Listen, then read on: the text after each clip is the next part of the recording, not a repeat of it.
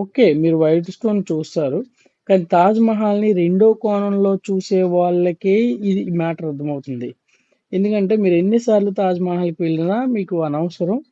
శుద్ధ వేస్ట్ అనమాట. ఎందుకనంటే తాజ్ మహల్‌కి వెళ్తే మీరు రెండో కన్ను శివుడు మూడో కన్ను తెరిచినట్టు మీరు రెండో కన్నులో ఆ మూడో కన్నుతో చూడాలి తాజ్ మహల్‌ని. అలా చూస్తే మీకొక వ్యూ కనిపిస్తుంది. ఆ వ్యూలో ఈ రెడ్ స్టోన్ కనిపిస్తుందనమాట.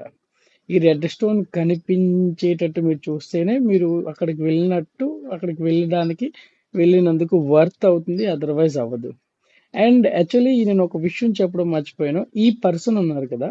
ఈ పర్సన్ తెలుగు మాట్లాడతారు. ఎందుకనంటే ఈ పర్సన్ హైదరాబాద్‌లో 40 ఇయర్స్ వర్క్ చేశారనమాట. అండ్ ఈ పర్సన్‌కి తెలుగు మాట్లాడడం ఎలా వచ్చు అనంటే అక్కడ చేయడం వల్ల వచ్చింది.